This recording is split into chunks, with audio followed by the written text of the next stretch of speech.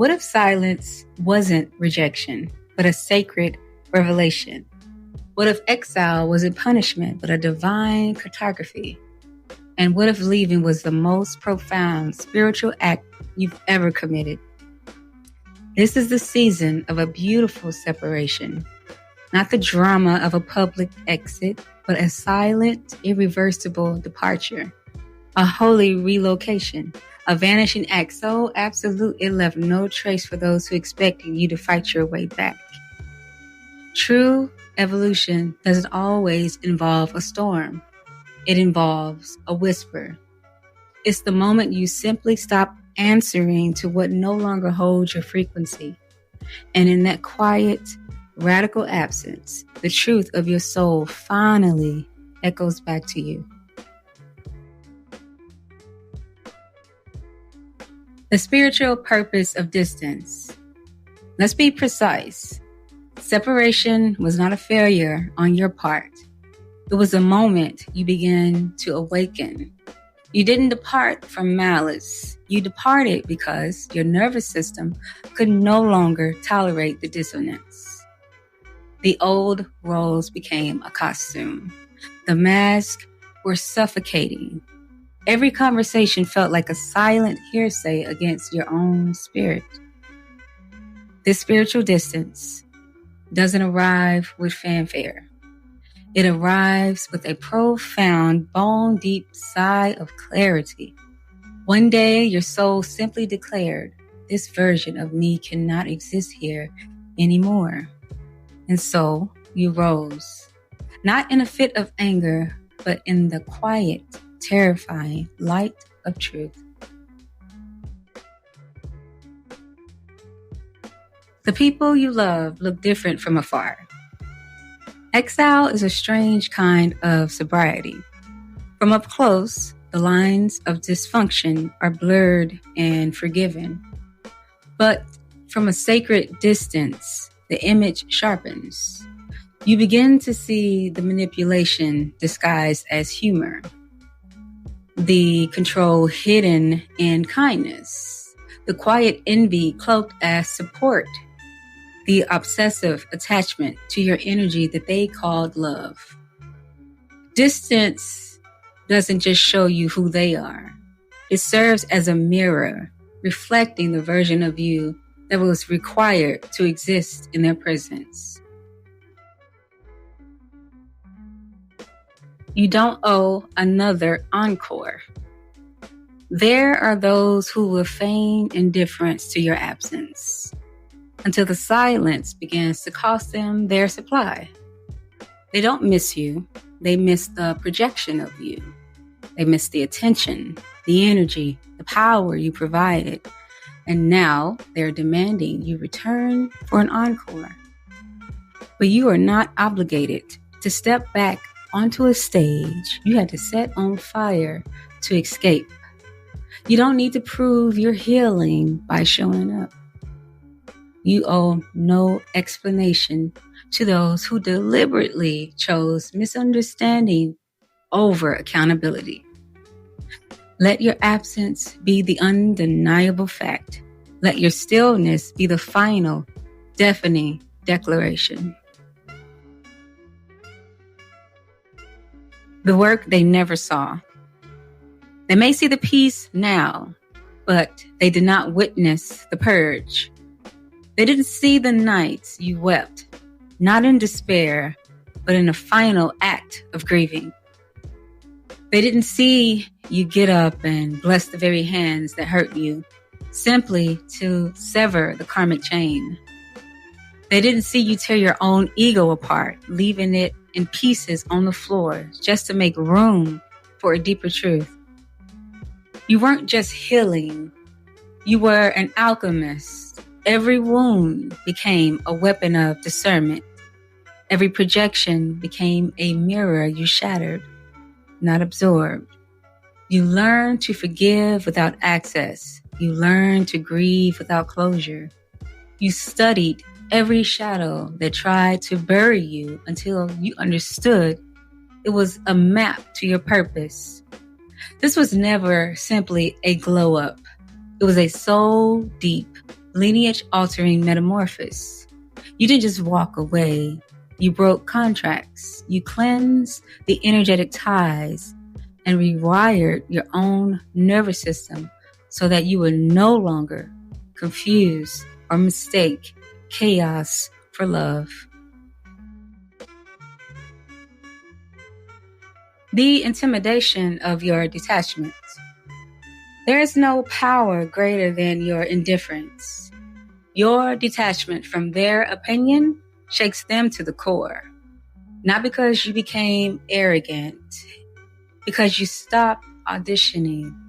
You stopped over-explaining. You stopped shrinking to make them feel large. Those who relied on your self-doubt now have nothing to consume. Your refusal to seek validation feels like an act of rebellion to people who built their identities on being needed. They don't fear your success. They fear your immunity. And the ones who once labeled your confidence as too much or weird are left to pace in the deafening silence they were certain would crush you, but it didn't. It built you.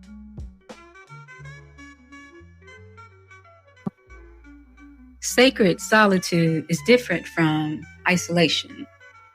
Yes, the world becomes quiet, but this isn't abandonment. This is alignment. You aren't lonely. You are finally alone with yourself. It is here that the new codes drop. It is here that your gifts are sharpened into tools. It is here that the old noise falls silent long enough for you to hear from divine again. You weren't being left behind. You were being sent ahead. The Beautiful Exile. There's a reason they don't recognize you anymore. You don't beg for clarity. You don't cower at passive aggression. You don't ask for seats at tables where you were once the meal. You walk with the quiet authority of someone for whom peace is their only protection. You speak as if truth is your currency. You listen as if you already know the unspoken. And they can't figure it out because you didn't post a declaration. You didn't throw a tantrum. You didn't run a campaign. You simply vanished from the version they had access to. You became the echo in their minds that reminds them with every passing day what alignment truly costs.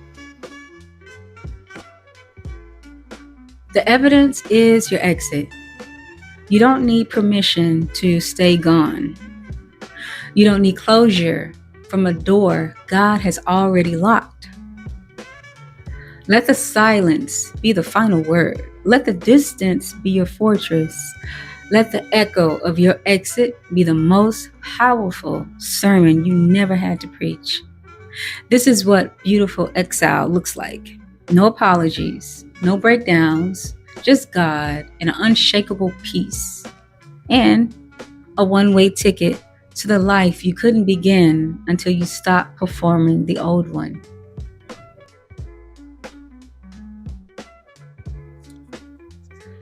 The Watchers never left, but neither did your fire. Let's tell the truth. Just because you exited doesn't mean the Watchers stopped watching. Just because you stopped answering doesn't mean they stopped conjuring. Some people still wake up every day wishing your downfall into existence because their best plan to destroy you didn't work. The lies didn't stick. The smear campaign didn't hold. The sabotage collapsed. And now they're forced to witness the rising of the very soul they buried prayers against. And if you're a real one, you feel it. You feel it in the random anxiety, the exhaustion that doesn't match your schedule. The whispers of insecurity you know you've outgrown. That's not you. That's them. That's residual warfare. That's psychic residue from people still circling a portal they no longer have keys to. You are not paranoid. You are perceptive. And this is what they don't tell you about healing. The attacks don't always stop. But with calibration, you won't flinch, you won't fold, you transmute, you send it back, you burn it down, you turn it into momentum, into medicine, into mirror work for the people who thought their hate could halt a destiny that came wrapped in holy fire. This journey doesn't end with peace, it deepens into power. And you're not done walking, you're just walking with the lineage behind you and God as your witness. Wait, hold on. Before you go, hold on. Just...